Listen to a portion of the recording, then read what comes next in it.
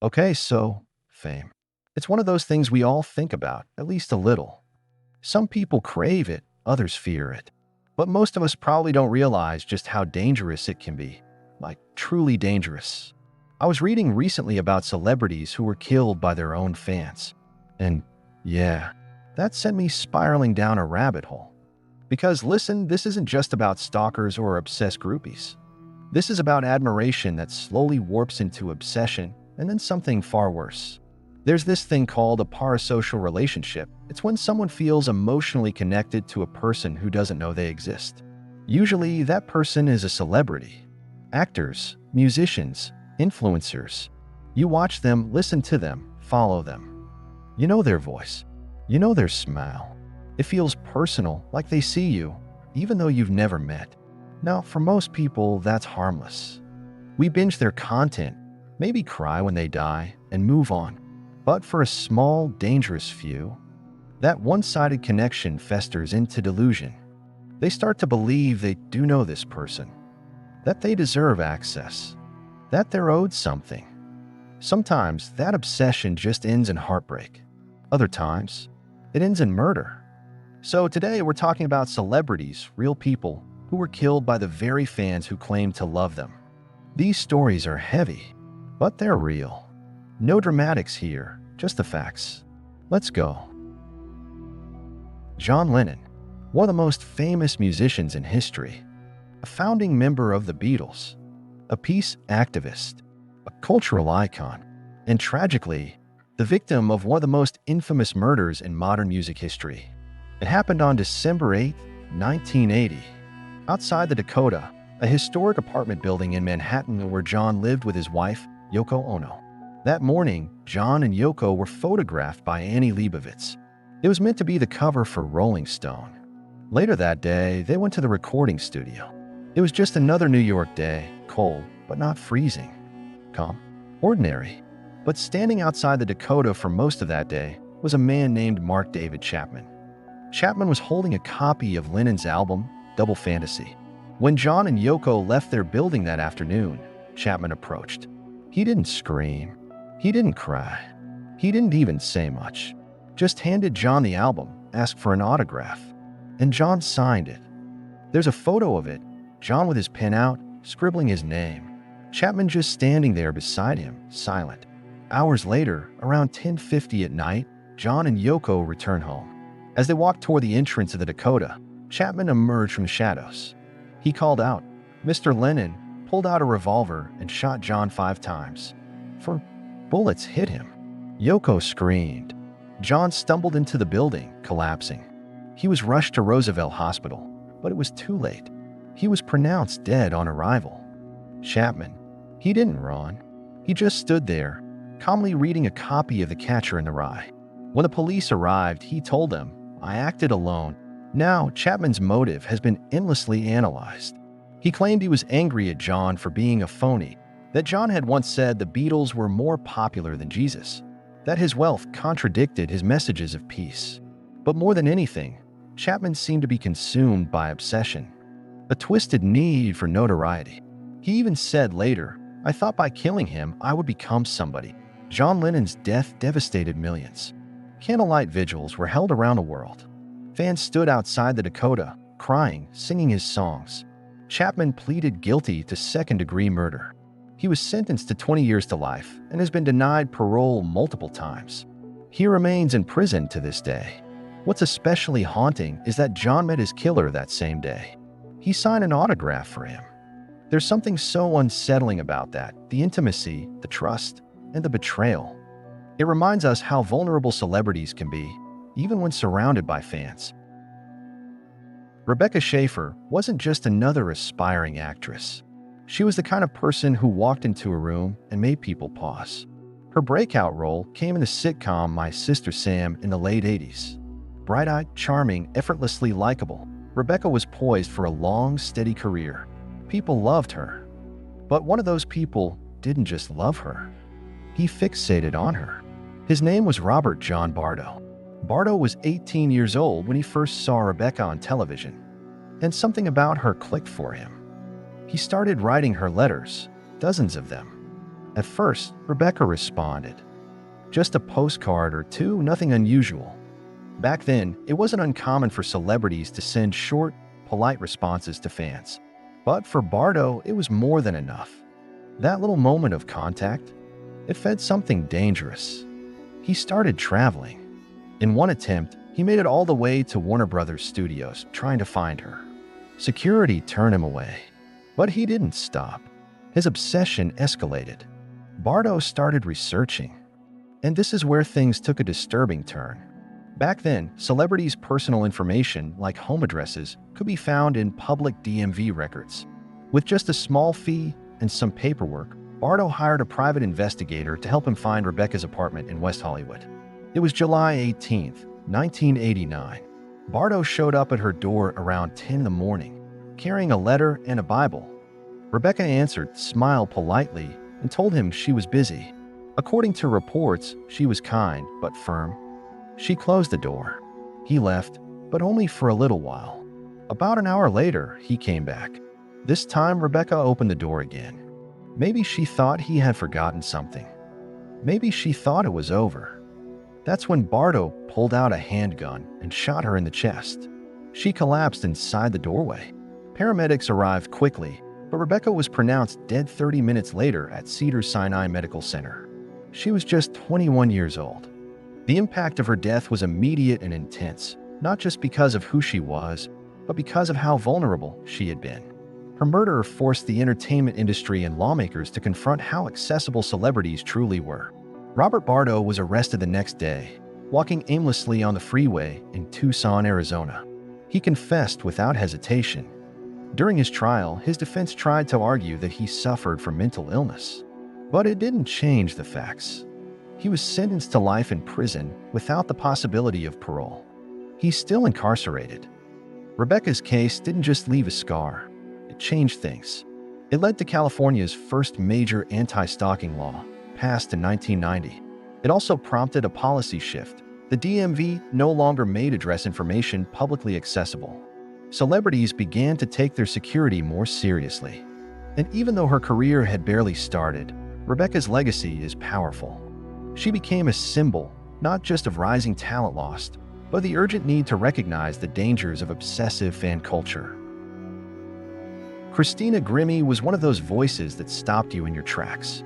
She started on YouTube, just her, a keyboard, and raw talent. No big label, no studio polish. And yet, millions watched. She had a kind of purity that resonated.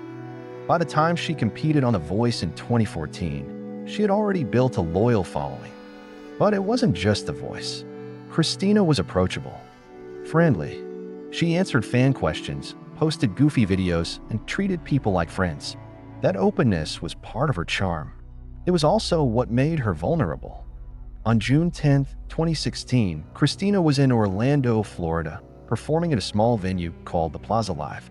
She had finished her set and was meeting fans after the show, signing autographs, taking pictures, hugging people. Just being her usual warm, generous self. In that line was a man named Kevin Loibl. Now here's what's eerie. Loibl didn't have a criminal record.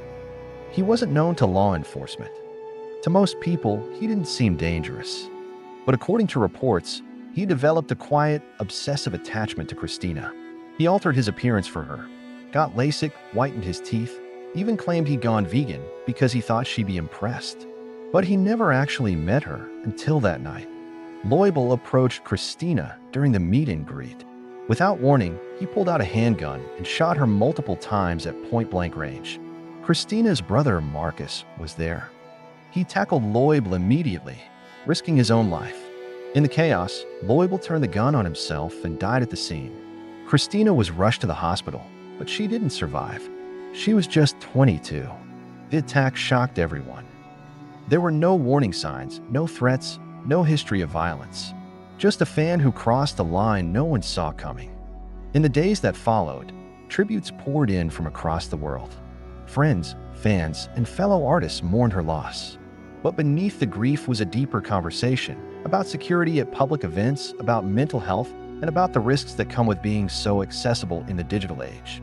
Her death also reignited conversations about gun control and safety procedures at concerts. Many venues reassessed their security protocols.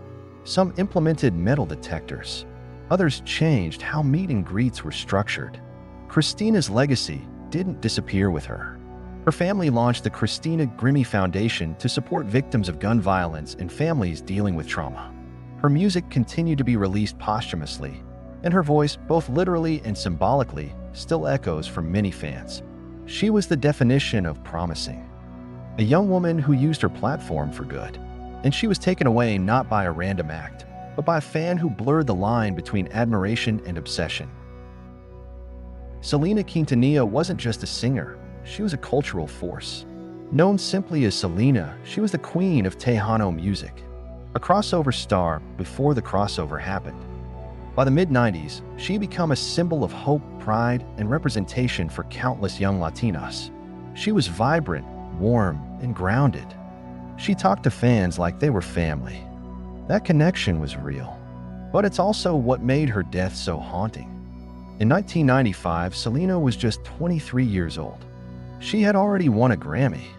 She was working on her first English-language album, and she was running a successful boutique business. That's where Yolanda Saldivar comes in. Yolanda was the president of Selena's fan club. But more than that, she was someone Selena trusted. Yolanda helped manage her boutiques and was involved in the business side of things. Selena even called her friend. But behind the scenes, there were problems. Employees began complaining about Yolanda, missing paychecks, strange behavior. Then fans started saying they hadn't received their fan club packages. Money was disappearing. When Selena's father, Abraham Quintanilla, looked into it, he found evidence of embezzlement. The family confronted Yolanda. She denied it, of course, claimed she was innocent. Selena, trying to salvage what she could, continued to talk to Yolanda, likely hoping to recover financial documents for tax season. On the morning of March 31st, 1995, Selena agreed to meet Yolanda at a Days Inn motel in Corpus Christi. She was hoping to get back the records, but the conversation spiraled. They argued. As Selena turned to leave, Yolanda pulled a gun from her purse and shot her in the back. The bullet severed an artery. Bleeding heavily, Selena ran down the motel hallway, collapsing in the lobby. Her last words identified her killer. Selena was rushed to the hospital, but died of blood loss within the hour. News of her death spread like wildfire. Fans gathered outside her boutique, her family's home, and that motel. People sobbed in the streets. Radio stations played her music nonstop. It wasn't just the loss of a celebrity, it was the loss of someone who felt like ours. Yolanda Saldivar locked herself in her truck with a gun for nearly 10 hours before finally surrendering. During the trial, her defense argued the shooting was accidental. But the evidence said otherwise. She was convicted of first-degree murder and sentenced to life in prison with a possibility of parole after 30 years. That means she'll be eligible in 2025. Selena's posthumous English-language album Dreaming of You was released just a few months after her death. It debuted at #1. She became the first Latin artist to do so. Her legacy only grew. There were murals, tributes, statues, a biopic starring Jennifer Lopez, and in 2020, a Netflix series introduced her story to a new generation. But none of it replaces the reality. Selena was killed by someone who claimed to love her, someone she trusted, someone she let in. It's one of the most painful examples of how admiration can turn into control and then into violence. Dimebag Darrell was a titan in heavy metal, the guitarist and co-founder of Pantera and later Damage Plan. Known for his signature riffs, wild stage presence, and unmistakable red goatee, he wasn't just a musician, he was a legend to the metal community. But on December 8, 2004, 24 years to the day after John Lennon was killed, Dimebag was murdered. And it happened on stage. That night, Damage Plan was performing at the Alrosa Villa, a small club in Columbus, Ohio. The crowd was packed. Fans were close enough to touch the stage. For Dimebag, it was just another night doing what he loved, playing loud, playing fast, and connecting with people through music. Seconds into the first song, a man named Nathan Gale rushed the stage. He carried a handgun and was able to bypass security, using the chaos and noise to his advantage. He walked right up to Dimebag and shot him multiple times at point-blank range. In front of everyone. The band stopped. Screams erupted. Some thought it was part of the act until the horror set in. Gale didn't stop at Dimebag. He fired at others in the venue, killing a total of 4 people and injuring several more. Among the dead was Jeff Mayhem Thompson, a member of the band's security team, who tried to subdue Gale. It was a Columbus police officer, James Niggemeyer, who ended it. He entered the venue through a back door, armed with a shotgun, and found Gale holding a hostage on stage. Without hesitation, Niggemeyer fired a single shot, killing Gale instantly. The crowd, stunned and shell-shocked, slowly began to process what had happened. So who was Nathan Gale? He was 25, former Marine, diagnosed with paranoid schizophrenia. Reports from friends and family described erratic behavior, delusions, and increasing isolation. Some who knew him said he had become obsessed with Pantera and believed the band had stolen his lyrics. He was convinced they had wronged him. His delusions turned deadly. Dimebag's murder shook the music world, not just because of who he was, but because of how it happened. It exposed serious gaps in venue security. It highlighted how mental illness, left untreated, can manifest in horrific ways. But mostly, it was heartbreaking. Dimebag Darrell was known for being generous to fans. After every show, he'd hang around and talk to people. He didn't put up walls. He loved what he did. And he died doing it, guitar in hand, in front of the very fans he always played for. His brother Vinnie Paul, who was also in the band, never fully recovered from that night. He passed away in 2018, but always carried his brother's legacy forward. Since then, Dimebag has been memorialized in tattoos, songs, and tribute shows around the world. His influence lives on in every young guitarist who picks up a flying V and dreams of turning up the volume. But the story of his death is still a warning. Fame, no matter how niche, doesn't protect you. In fact, sometimes it puts a target on your back. So, what do we do with stories like these? We can't look away because they're real. They remind us that fame is complicated. That admiration, when twisted into entitlement or obsession, can turn lethal. Every one of these people, John Lennon, Rebecca Schaeffer, Christina Grimmie, Selena Quintanilla, Dimebag Darrell, they weren't just stars. They were human. Talented, yes. Charismatic, absolutely. But at the end of the day, they were people just trying to do what they loved. And they were killed by fans who claimed to love them too. What's so disturbing about these cases isn't just the violence. It's the betrayal. The way admiration masks something darker. The way access, whether through fan mail, meet and greets, or parasocial bonds, created dangerous openings. Each of these stories brought change. New laws, better security, deeper awareness. Rebecca Schaeffer's death helped shape stalking legislation in California. Christina Grimmie's prompted a reevaluation of concert safety. Selena's loss forced questions about trust and proximity. Dimebag's murder changed how we think about venue protection. And John Lennon's, well, that one shattered illusions. These weren't random acts. These were targeted killings driven by obsession. And still, some of those same vulnerabilities exist today. Social media has made it easier than ever for fans to feel close to celebrities. DMs, live streams, replies, it all blurs the line between public and personal. Now, don't get me wrong. Most fans are good people. They admire from afar, support ethically, respect boundaries. But the few who don't, the ones who slip into delusion, they remind us that admiration can sometimes turn into something else entirely. There's a reason celebrities live behind gates, a reason they hire security. It's not ego, it's survival. So next time you scroll past a post from someone famous or feel connected to a voice on your screen, just remember, we can appreciate people without trying to own them. We can love what they do without demanding access to who they are. Because when those lines blur too far, we know how that story ends. Sometimes the scariest monsters aren't lurking in the dark. They're standing in the crowd, smiling, holding out a pen. If you want us to dive deeper into cases like these, or explore more stories where obsession took a deadly turn, tell us in the comments. And if you found today's video worth your time, don't forget to like, share, and subscribe. Close the book if you can. This is Black Chapter.